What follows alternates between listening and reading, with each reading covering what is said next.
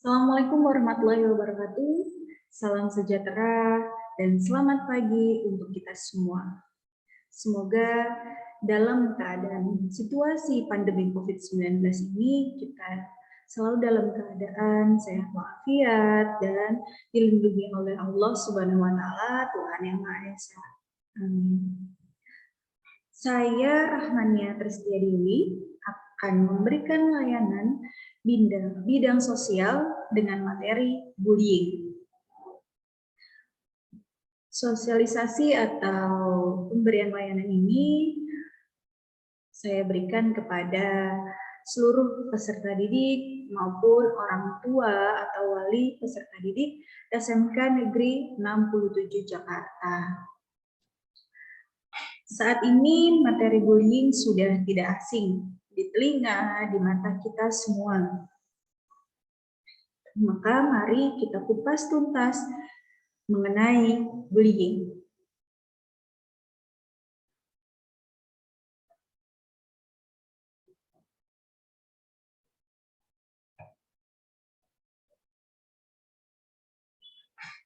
Pernahkah kalian mengejek teman?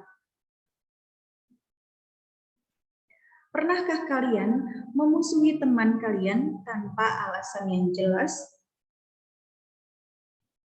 Pernahkah kalian memukul teman kalian? Atau apa yang kalian rasakan jika kalian dipukul? Apa yang kalian rasakan jika kalian dimusuhi? Apa yang kalian rasakan jika kalian diejek?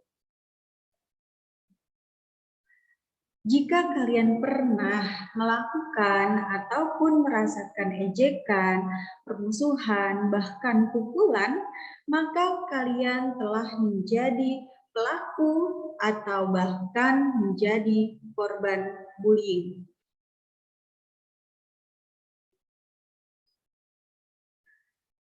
Ayo kita lawan bullying dengan stop bullying.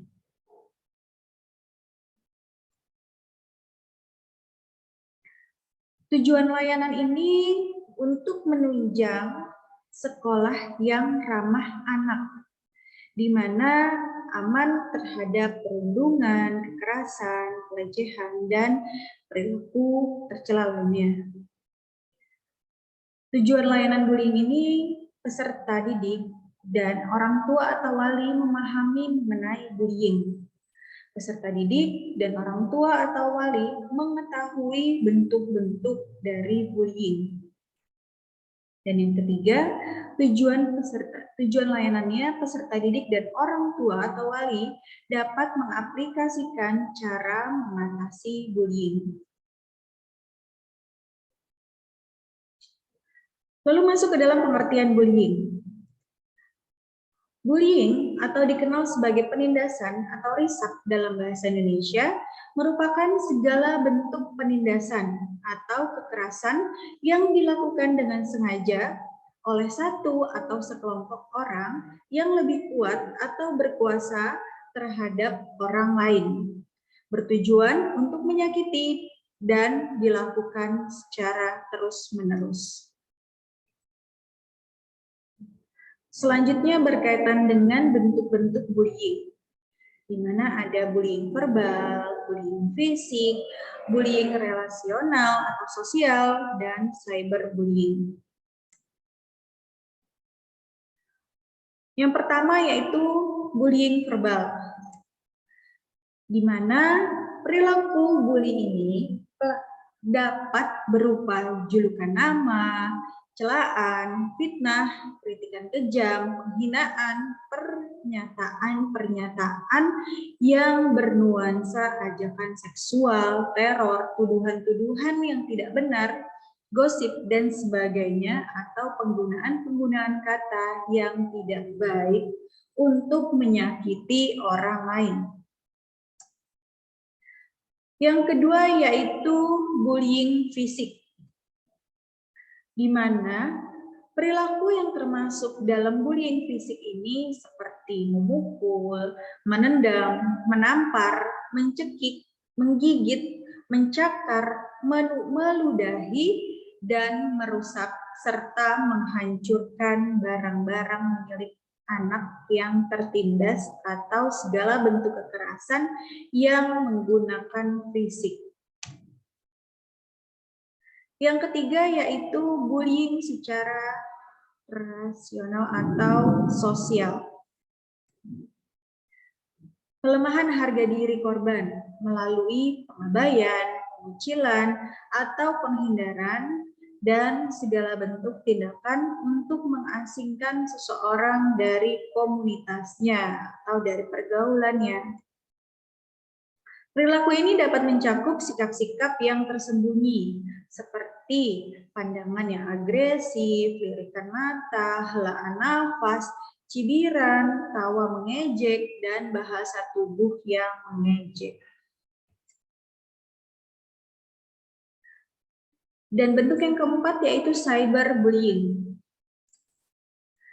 di mana perilaku bullying yang dilakukan pelakunya melalui sarana elektronik, seperti komputer, handphone, internet, website, chatting room, email, SMS, dan sebagainya.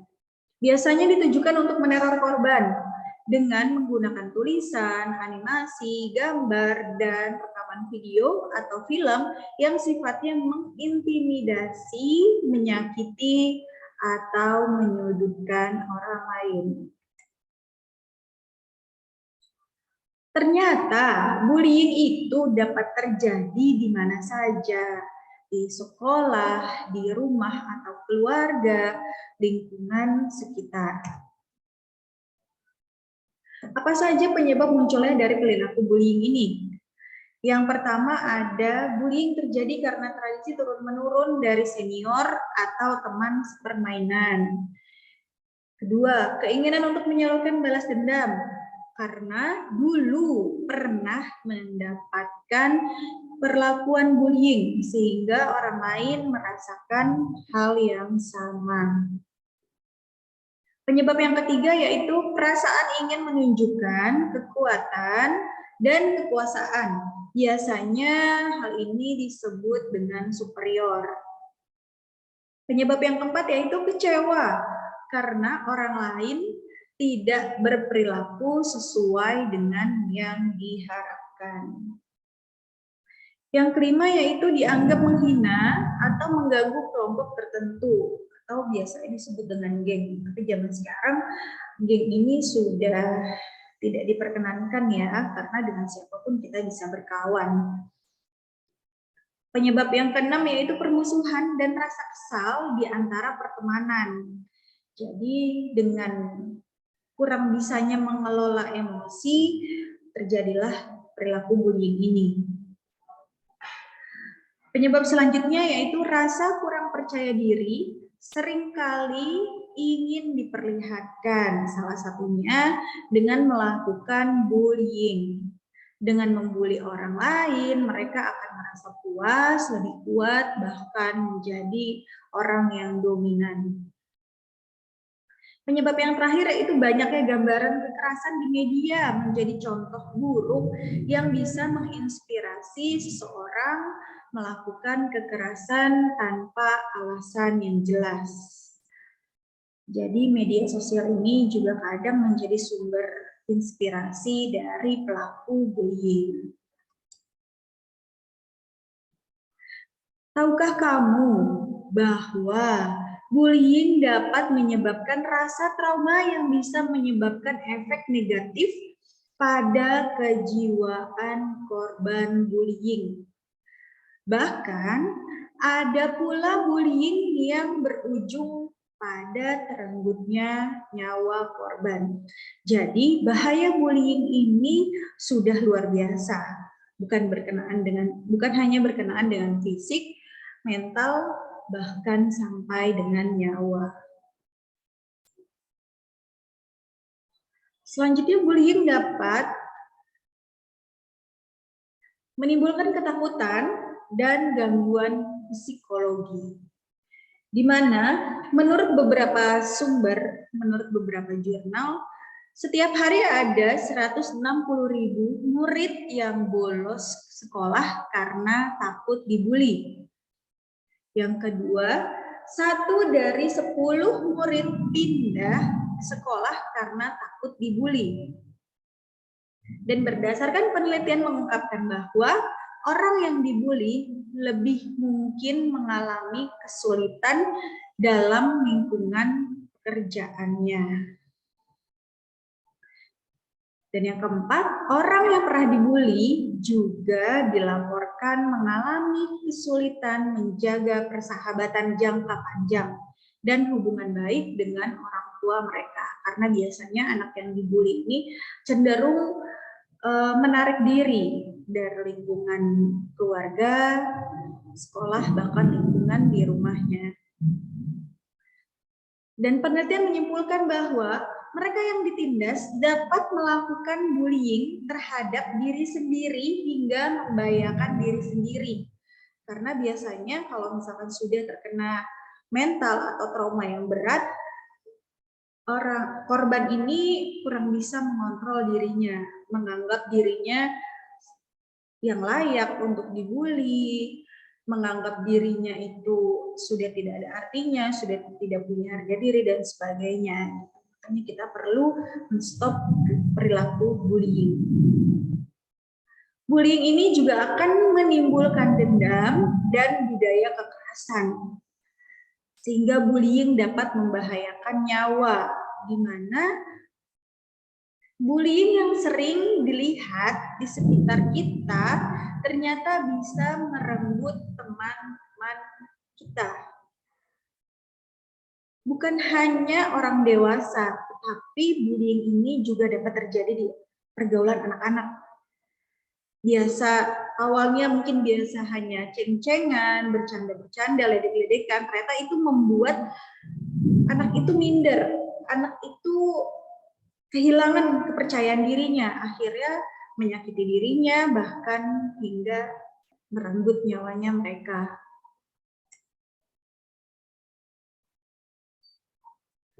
Bullying merupakan tindak kriminal karena bullying ini sudah diatur oleh undang-undang di Republik Indonesia berkaitan dengan aspek hukum perlindungan anak dan aspek hukum cybercrime, di mana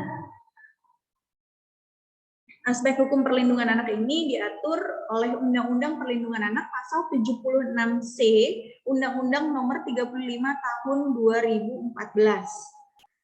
Berisikan setiap orang dilarang menempatkan, membiarkan, melakukan, menyuruh, melakukan atau turut serta melakukan kekerasan terhadap anak. Pasal 80 ayat 1 Undang-Undang nomor 36 tahun 2014 berisikan setiap orang yang melanggar ketentuan sebagaimana dimaksud dalam pasal 76C dipidana dengan pidana penjara paling lama 3 tahun 6 bulan dan atau denda paling banyak 72 juta rupiah. Lalu masuk ke dalam aspek hukum cybercrime, di mana undang-undang yang mengatur terkait dengan informasi dan transaksi elektronik. Dalam pasal 27 ayat 3 yang berisikan setiap orang dengan sengaja dan tanpa hak mendistribusikan dan atau mentransmisikan dan atau membuat dapat diaksesnya melalui informasi elektronik dan atau dokumen elektronik yang dimiliki muatan penghinaan, yang memiliki muatan penghinaan dan atau pencemaran nama baik. Pidananya dalam pasal 45 ayat 1, setiap orang yang memenuhi unsur sebagaimana dimaksud dalam pasal 27 ayat 1 sampai 4, di mana dengan pidana penjara paling lama 6 tahun dan atau denda paling banyak 1 miliar. Pasal yang kedua yaitu dalam pasal 28 ayat 2, setiap orang dengan sengaja dan tanpa hak menyebarkan informasi yang ditujukan untuk menimbulkan rasa kebencian atau permusuhan individu dan atau kelompok masyarakat tertentu berdasarkan atas suku, agama, ras, dan antar golongan atau sara. Pidananya tercantum dalam pasal 45 ayat 2 yang berisikan setiap orang yang memenuhi unsur sebagaimana dimaksud dalam pasal 28 ayat 1 atau ayat 2 dipidana dengan pidana penjara paling lama 6 tahun dan atau denda paling banyak 1 miliar rupiah. Jadi tindak bullying ini sudah masuk ke dalam ranah tindak kriminal. Dan ini dianggap sebagai tindakan yang perlu diseriuskan.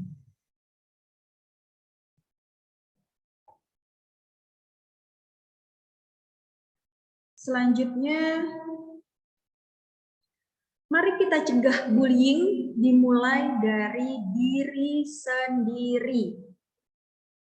Tahukah kalian bahwa setiap manusia hidup dengan kemerdekaan yang tidak boleh dirampas haknya? Belajar dari hal kecil, jangan mengejek orang lain sesukamu.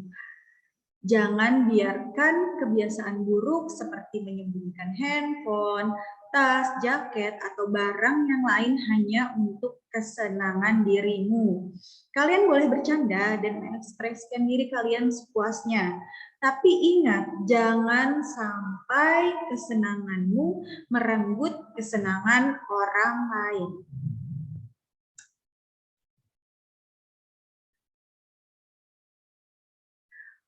Materi ini diadopsi dari komunitas Sudah Dong, di mana bullying ini kita mulai dari kita, untuk kita. Dimulai dari kamu, 5 langkah jika kamu dibully. Yang pertama adalah tetap percaya diri dan hadapi tindakan bullying dengan berani. Dan yang kedua, simpan semua bukti bullying yang bisa kamu laporkan kepada penegak hukum, khususnya untuk cyberbullying. Yang ketiga, bicaralah dan laporkanlah untuk menegakkan keadilan dirimu.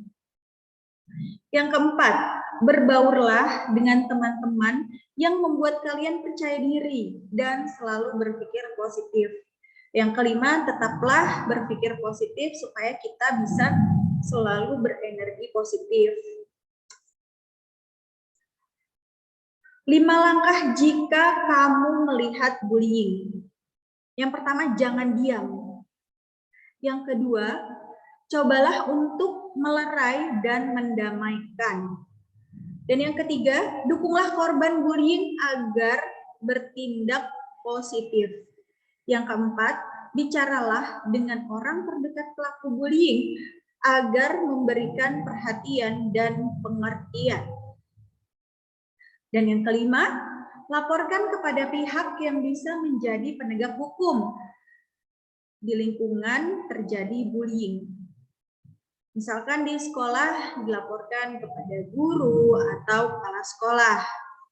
Apabila di rumah bisa laporkan ke orang tua atau keluarga yang ada di rumah. Apabila ada di lingkungan, ke tokoh masyarakat atau orang yang dituakan. Atau kepada penegak hukum seperti kepolisian bila terjadi cyberbullying.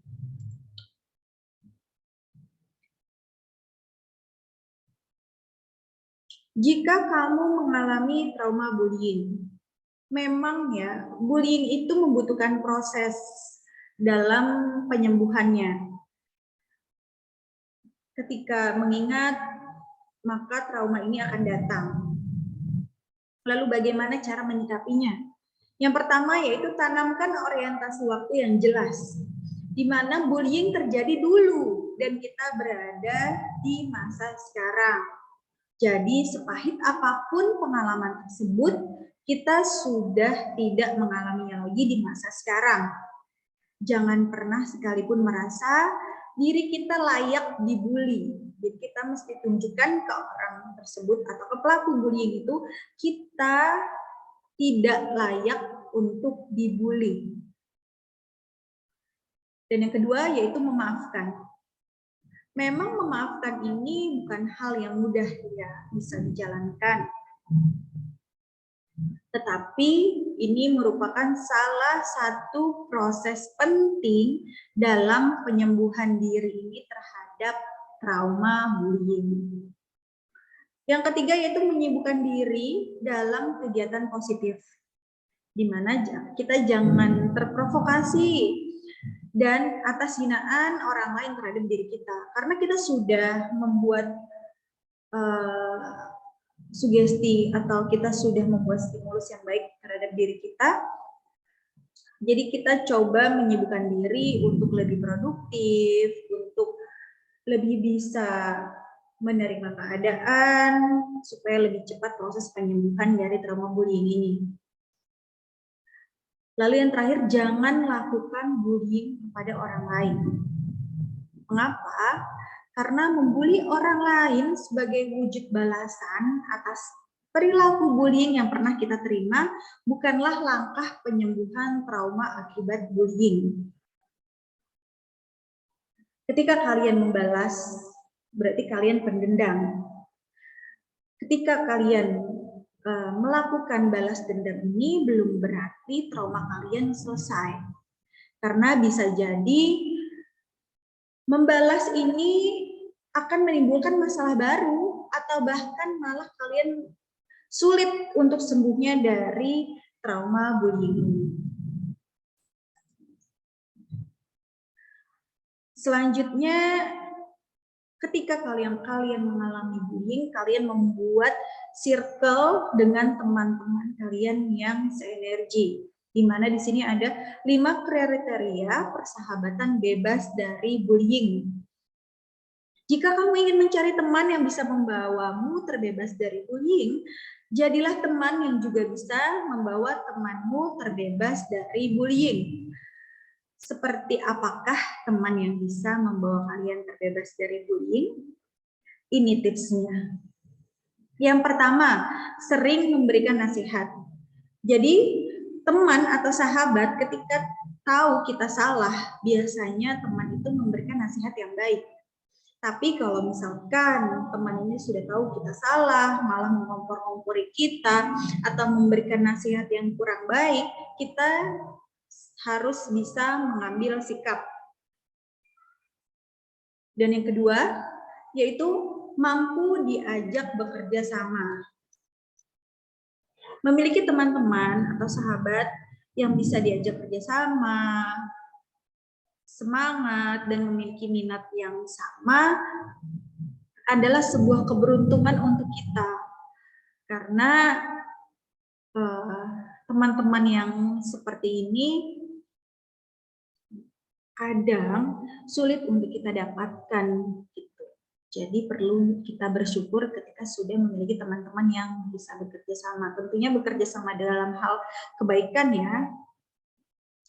Dan yang ketiga yaitu menerima apa adanya, bukan ada apanya. Karena kalau misalkan teman sudah menerima kita apa adanya, berarti teman itu tulus dengan kita. Insya Allah kita juga akan terbebas dari perilaku bullying. Dan yang keempat, tidak suka menggunakan kata-kata kasar.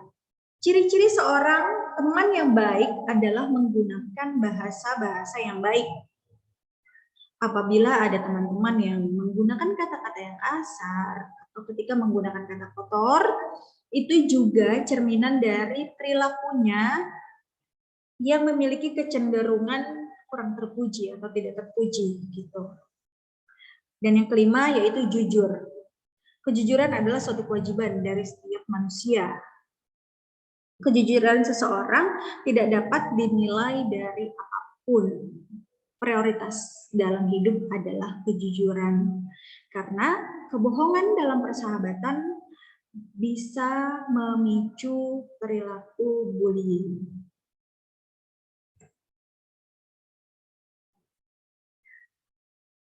Lalu di sini ada pesan untuk orang tua, yaitu untuk lebih kenali anak Anda. Ini khususnya diperuntukkan untuk Bapak Ibu orang tua atau wali dari peserta didik. Bagaimana ciri-ciri anak yang rentan dibully? Yang pertama yaitu anak yang cenderung sulit bersosialisasi. Karena biasanya anak yang sulit bersosialisasi ini sering dianggap culun sehingga dijadikan korban oleh pelaku. Yang kedua yaitu anak yang fisiknya berbeda dengan yang lain. Karena memiliki berat badan yang berlebihan, bentuk fisik yang berbeda gitu. Biasanya ini dijadikan korban oleh teman-temannya. Yang ketiga yaitu anak yang cenderung berbeda dengan anak-anak yang lain. Misalkan berasal dari keluarga yang berkecukupan, sangat sukses, atau sangat payah dalam suatu bidang tertentu, atau anak yang memang memiliki kecenderungan IQ yang rendah gitu. Lalu ciri-ciri anak, bagaimana ciri-ciri anak yang suka membuli? Yang pertama yaitu anak yang cemburu karena merasa gagal dalam hal akademik maupun non-akademik. Yang kedua, anak yang mengalami masalah dalam keluarga. Yang ketiga, anak yang terlalu dimanja di rumah. Dan yang keempat yaitu anak yang ingin mendapat pengakuan. Biasanya karena anak ini kurang dapat perhatian di rumah, di sekolah, bahkan di lingkungannya. Yang kelima yaitu anak yang sakit hati karena secara psikologis merasa kalah bersaing dengan calon korban bullying.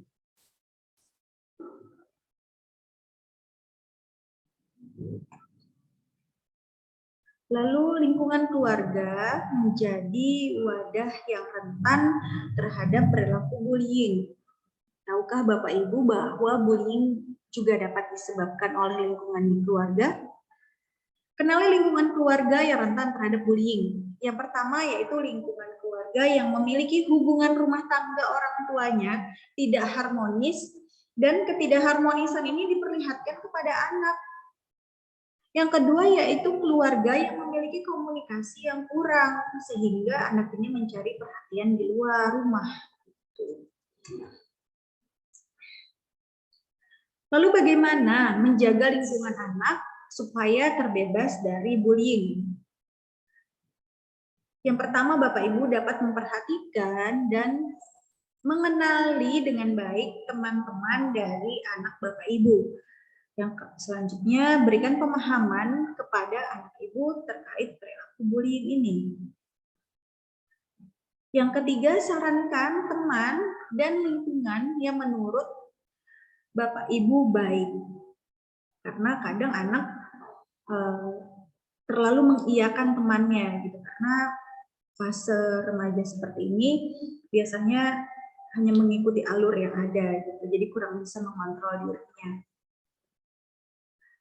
Yang keempat yaitu ajarkan cinta kasih antar sesama supaya timbul empati di antara anak ibu dan teman-temannya. Selanjutnya, buat kedekatan emosional dengan anak. Kadang kedekatan emosional ini menjadi pionir. Ketika Bapak Ibu sudah dekat, anak ini bisa menahan perilakunya. Tapi kalau misalkan anak ini kurang mendapatkan kedekatan emosionalnya, maka anak ini bisa menjadi pelaku dari bullying karena mencari perhatian di luar rumah gitu. Selanjutnya, membangun rasa percaya diri anak, memupuk keberanian dan ketegasan, mengembangkan kemampuan sosialisasi anak. Jadi ketika anak sudah terlalu lama dikurung di rumah atau anak terlalu lama menyendiri, tolong Bapak Ibu diingatkan bermain dengan temannya atau bersosialisasi di dalam rumah, gitu kan. Kondisi seperti ini, kondisi pandemi seperti ini, anak mengurangi intensitas di luar rumah. Jadi lebih banyak sosialisasi di dalam rumah. Gitu. Sosialisasi ini juga untuk menunjang produktivitas anak supaya pola pikiran lebih dewasa, perilakunya lebih bijaksana gitu. Lalu ajarkan etika terhadap sesama, jadi bisa menghormati yang seumuran atau bagaimana cara menghormati yang lebih tua, menyayangi yang lebih muda. Berikan teguran mendidik jika anak melakukan kesalahan. Tolong anak-anak tidak dihukum yang berat. Lebih baik memberikan teguran sekali, teguran 2 kali, teguran 3 kali gitu. Supaya anak bisa lebih bijaksana, bisa terhindar dari bullying. Tanamkan nilai-nilai keagamaan, karena ini landasan agama ini menjadi poin utama dalam hidup.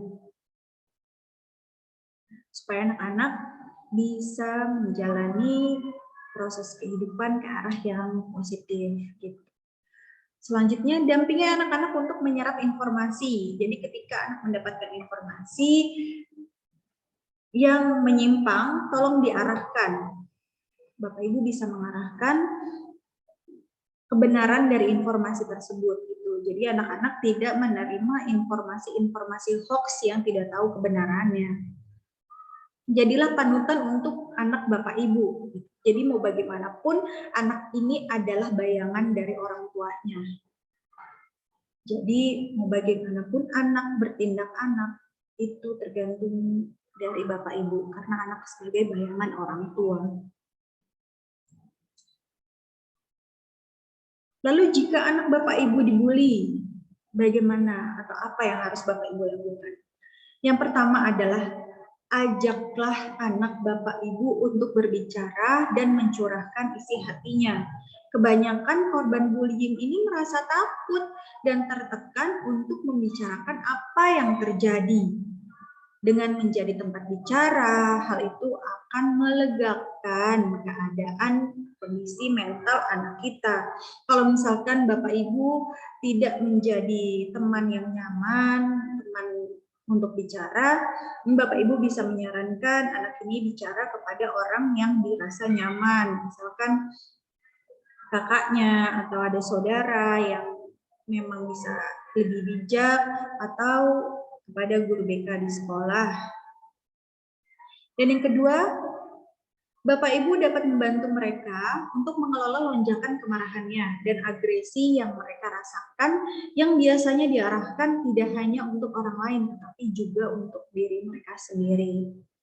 Yang ketiga, Bapak Ibu perlu menemukan cara untuk menghidupkan kembali harga diri mereka dan supaya mereka tidak mengingat kembali terhadap rasa malu atau membenci diri mereka sendiri. Jadi Bapak Ibu juga perlu mendampingi supaya anak ini bisa survive dari keadaan ini.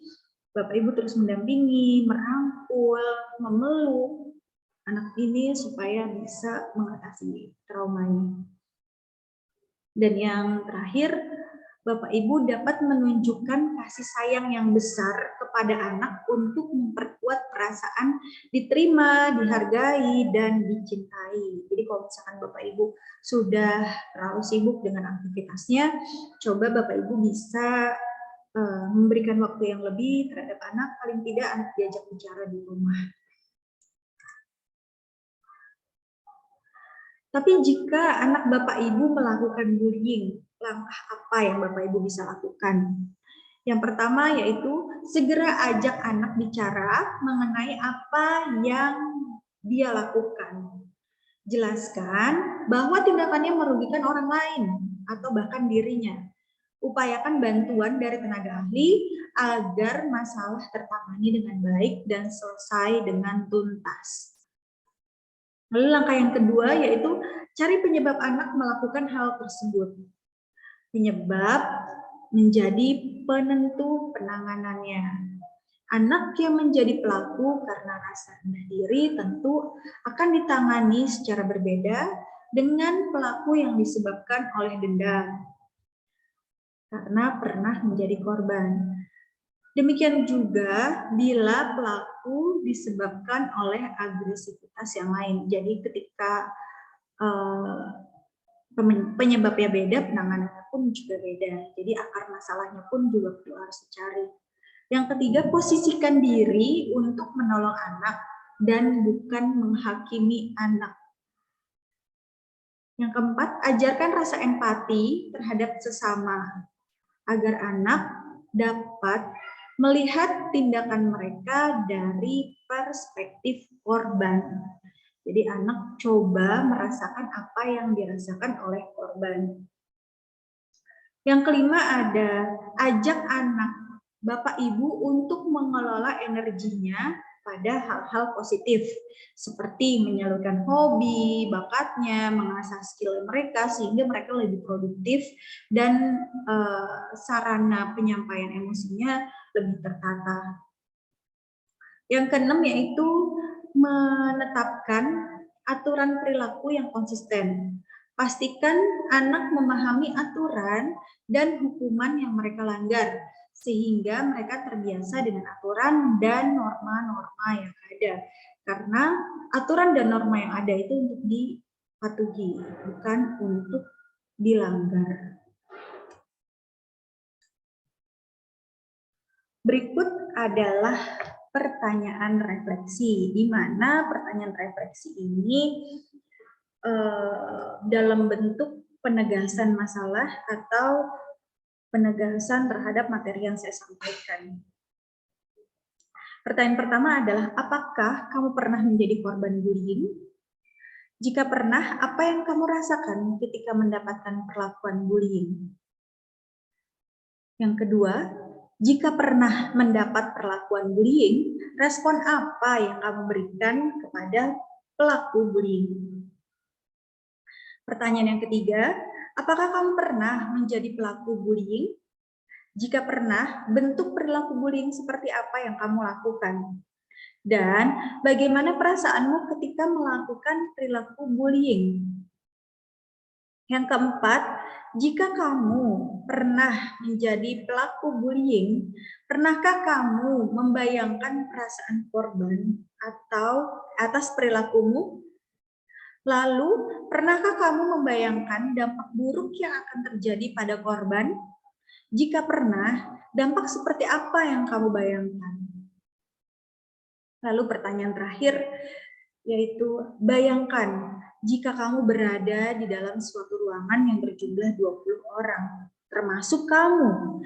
Lalu kamu mendapatkan perlakuan bullying dari 19 orang lainnya di dalam ruangan tersebut. Bagaimana perasaanmu saat itu? Lalu apa yang akan kamu lakukan sebagai korban bullying saat itu? Silahkan seluruh peserta didik dapat merefleksikan pertanyaan-pertanyaan ini supaya kita bisa mengentaskan masalah bullying. Sekarang sudah mengerti bahwa bullying merupakan tindak kriminal yang serius, bisa dijerat hukuman oleh undang-undang. Semoga informasi ini membuat kita semua semakin berhati-hati dalam bertindak dan terjauh dari segala bentuk tindakan bullying. Terima kasih atas perhatian seluruh peserta didik, orang tua atau wali peserta didik. Semoga materi hari ini bisa dimengerti dan diaplikasikan. Semoga juga layanan sosial ini bisa bermanfaat untuk kita semua. Terima kasih. Wassalamualaikum warahmatullahi wabarakatuh.